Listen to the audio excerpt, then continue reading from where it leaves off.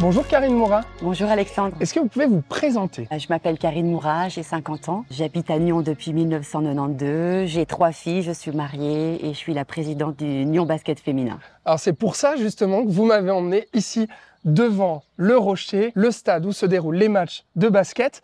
Mais alors, commençons par le commencement. Nyon, pour vous, en 2 mots, qu'est-ce que c'est? Alors Nyon, on va dire que c'est ma ville de cœur. Je suis arrivée ici en 1992. J'avais 19 ans. Je suis arrivée ici avec ma maman, mon frère. Je vous cache pas qu'au début, je viens de Lyon. Oui. J'avais qu'une envie, c'était de repartir à Lyon. Ah oui, pourquoi? Parce que pour moi, Nyon ne me parlait pas vraiment. Mais Ok. à l'époque, je faisais pas mal de basket. Et j'ai dit à ma maman, je viens uniquement s'il y a une salle de basket. Et je suis D'accord. arrivée, j'ai été au gymnase. Et le soir, je me suis retrouvée à la salle du Rocher au basket. Vous et le basket, et puis vous et le Nyon Basket Féminin, comment ça commence? Alors moi, le basket, ça commence à l'âge de 7 ans. À la base, j'ai voulu faire du foot. Il n'y avait pas d'équipe féminine où j'habitais dans un petit village près de Lyon. Et du coup, je suis partie au basket et vraiment, je suis tombée amoureuse de ce sport. C'est quoi qui vous plaît? C'est un jeu rapide, c'est un jeu où on doit mettre de l'intensité, de l'agressivité, le jeu d'équipe, la compétition, le sport. En fait, je suis très sport d'équipe. Qui vous a mené au Nyon Basket Féminin, petit à petit, du comité jusqu'à la présidence. C'est quoi votre rapport à ce club? Ce club, c'est beaucoup. Ça fait, voilà, maintenant, ça va faire 10 ans que je suis au comité. Je vais commencer ma 3e année en tant que présidente. C'est une deuxième famille. C'est vraiment une histoire, une aventure, beaucoup de partage. C'est ma 2e maison, comme on le dit souvent avec ma famille, le Rocher.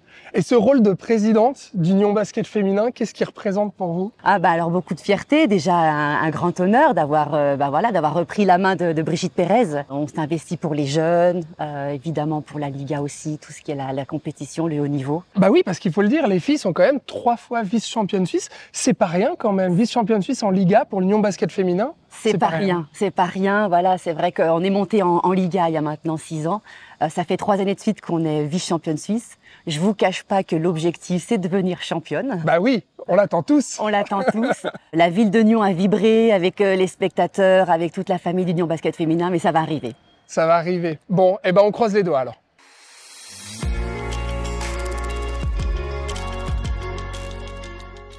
Bon alors Karine, 2e lieu, on vous a demandé un lieu de vie. Vous avez choisi les bords du lac. Pourquoi? Le bord du lac, le lac, endroit très très précieux. C'est vrai que c'est un endroit très inspirant pour moi. C'est un endroit où j'aime beaucoup me retrouver. Je passe beaucoup de temps dans les salles de basket, mais le lac reste mon 2e lieu privilégié. On a l'impression que vous faites énormément de choses, hein. Entre votre vie, votre métier, vos enfants, présidente du Nyon Basket Féminin, vous êtes un peu à 1000 à l'heure, non?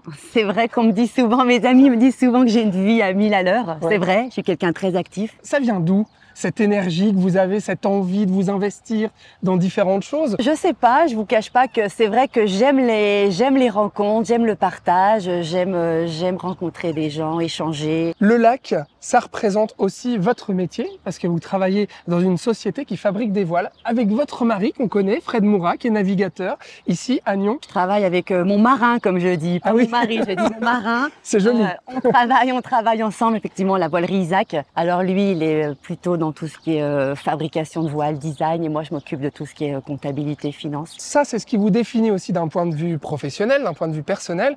Je vous propose qu'on se rende au dernier lieu pour parler de culture avec vous, et je le disais, de théâtre. On y va? On y va.